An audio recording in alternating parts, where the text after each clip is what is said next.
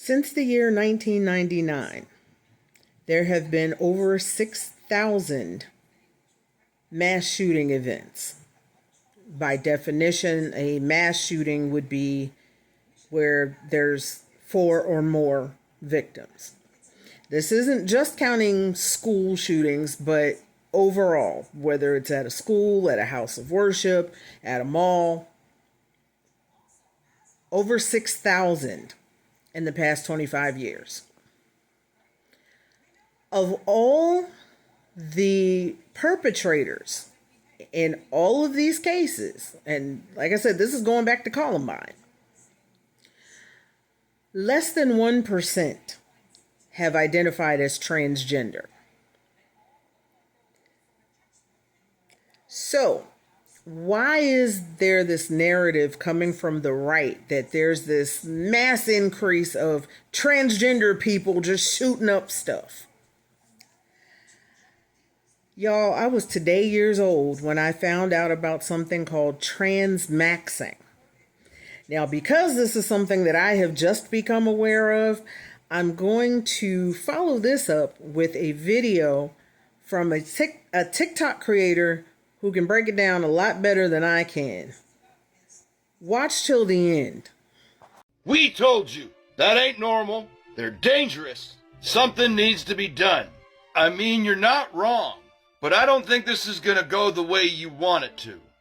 Our first clue lies in the manifesto. Odes and praises to mass unalivers. 10 more on their arsenal. On their YouTube, which has since been removed, they found them doing a white supremacy hand signal. And you see that saying? Do it before the anxiety kicks in? Something that group of lonely men say to one another, to encourage them to do this. A childhood friend was interviewed. Again, he liked throwing up that World War II German hand signal. Stupid receipts. Fake news! The LGBTQ would never do that. Well, they're not a member of the LGBTQ.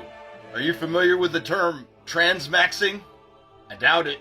A lot of people have and will pop off without understanding this. It starts with those lonely men. They even have a manifesto. They made a list of all the benefits, and they kind of view it ironically.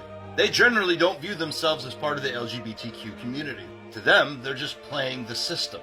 They still take part in those lonely guy communities. Even start dating some of them. Manifesto. Says right here that they get cheaper car insurance because they identify as a woman. That true? Yep, it's on the list. But these individuals are causing a lot of damage, bringing hate to the LGBTQ community, downplaying their struggles, trivializing them really. They do this out of pure misogyny. It undermines people with real, genuine gender dysmorphia. And like when you walked in here, filled with the bias from the news channel you got this information from, they misrepresent transgender identity. Please stop weaponizing your misunderstanding. It's a serious problem and not your gotcha moment. Even the police are aware of it, but they're not up to date on it. It is a terrorism problem, one that's misunderstood, often intentionally. I know it's difficult for you to understand or talk about. What do you think? Where did you go? I'll have to find another gotcha moment, I'd reckon, rather than listen. Here's to hoping one of you out there did. When it comes to hate groups and online subcultures, we gotta keep our kids safe. Remember, if you or your child comes across someone flashing white supremacy hand signals or imagery, praises mass unalivers in some way, shape, or form, usually digitally, talking about them as if they are a hero or a saint, well, now you know. And knowing is half the battle. It doesn't take a detective, but it should. Well, that's my opinion anyway. Just something to think about. I'll see you next time.